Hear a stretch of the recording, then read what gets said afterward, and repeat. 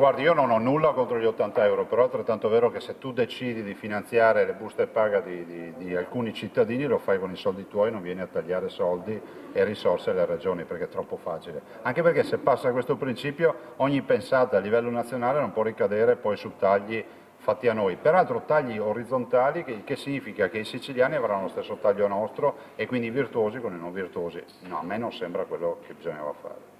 Così il governatore del Veneto Luca Zaia, annunciando il ricorso della regione contro il decreto sugli 80 euro in busta paga disposti dal governo Renzi. Intanto la giunta non si ferma nemmeno a Ferragosto e continuerà a lavorare. Poi Zaia commenta l'idea del sindaco di Padova Massimo Bitonci, che da settembre vuole rivedere le graduatorie di assegnazione delle case popolari, privilegiando chi risiede a Padova da più di 10 anni. Va nella direzione peraltro di un progetto di legge che c'è già anche qui in Regione da qualche anno, ovvero di dare i buoni scuola piuttosto che le case prioritariamente a chi è qui in Veneto ed è residente da anni. Questo per evitare che ci sia qualche nuovo cittadino del Veneto che viene qui e magari in virtù del nucleo familiare sovraffollato piuttosto delle scarse condizioni igieniche nelle quali vive nel ricovero di fortuna che può avere, possa accampare diritti rispetto a una famiglia di veneti dove magari sono tanti in casa, cioè i figli vanno a scuola ed è giusto che siano aiutati per primi.